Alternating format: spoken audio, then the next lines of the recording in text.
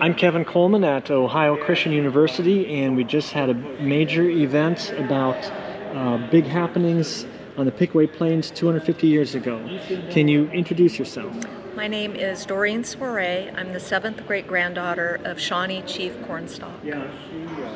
And you gave a talk here clarifying some matters about Chief Logan. Yes. Who is Logan a relative of yours, or just Cornstalk? Cornstalk is my relative, but during the course of my research over the last 5 or 6 years, I had come upon inconsistencies as to the identity of Chief Logan, who is commonly thought to be Mingo. And the conflicts I found, they just didn't add up. There were actually 2 different people, Shawnee Chief Logan, and there was also the second son of Shechelemi, whose name was James Logan. And so that's what prompted my doing my research, and then my being invited to talk about it here today, as well as my grandfather. And you pointed out that the 2 were very different men. They were both chiefs, American Indian chiefs. Correct. But one was would have been in Pennsylvania, would Correct. not have spoken English well. Correct. And he was in Oneida. He was Oneida, and which would have been a little bit further north, where his family would have been from.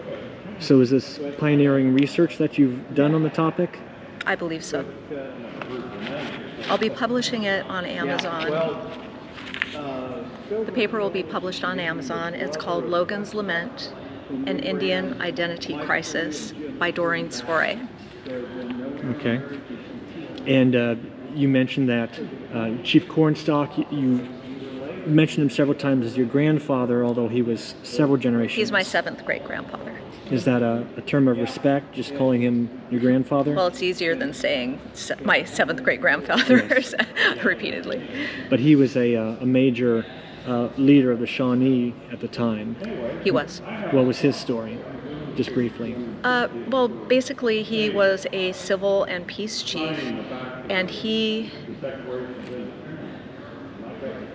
led a confederated force of Indians against Andrew Lewis at Point Pleasant, and he was not originally, he was always for peace and trying to talk the Indians out of going to battle against the British, but he was overruled, and so they ended up attacking at the Battle of Point Pleasant. Unfortunately, things didn't go their way, and they went back and retreated to their Indian towns, which were Shawnee towns, at Grenadier Squaw's town, which is just below Chief Cornstalk's town.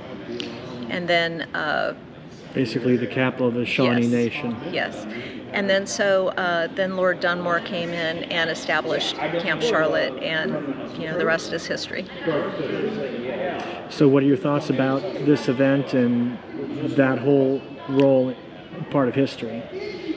It's very interesting, and unfortunately it was hard for both sides, the Indians and the colonists, and I think it would do a service for people if they would research the history a little bit more and get to know and familiarize themselves with the facts, because these things can't be lost to history.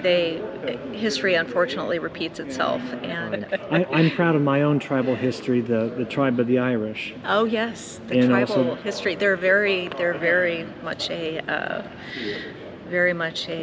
tribal people. My husband's Irish. Yeah, and their conflicts with my other ancestry, the English. Oh yes. Oh yes, I know about the troubles. Yes. Now that you have a better idea of who the Logan was, the Chief Logan who spoke, if he was a Shawnee chief. He was. And yet most of the Shawnees did not engage in the war in 1774, the battles? No, they did. They did. He had gone out on a more, not in the battles, but at the Battle of Point Pleasant, when my 7th great grandfather was overruled, they were starving. They had their lands being taken from them, even though they were supposed to stay on the colonials were supposed to stay on the south side of the river. They were scouting out land during 1773, 1774, and it's upsetting the the different tribes. And so, what were they going to do? Just starve to death? Once so the they war had to was fight sparked, back. they engaged Yes. in it. Yeah. So And Logan what led to it was Logan's family was massacred, and 3 different times, and so he went out on a mourning war, which was customary for the Shawnee and the different Indians to exact revenge, and he did, but the other Indians they were staying quiet, as Netawatwees, a Delaware chief, had asked them to do. And so he was exacting his revenge, but then these settlers came and they attacked, Wakatomika and different Indian towns. So, that's kind of what was happening right about that time period, and Dunmore's War took place. And, the Treaty of Camp Charlotte led to a peace for a time, for several years. All right. Any other thoughts? No, it was just a great honor to be invited to speak here. We really appreciate the Camp Charlotte SAR reaching out to us and considering our feelings and including us in today's events.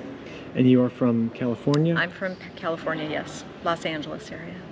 And you have friends from Missouri, or?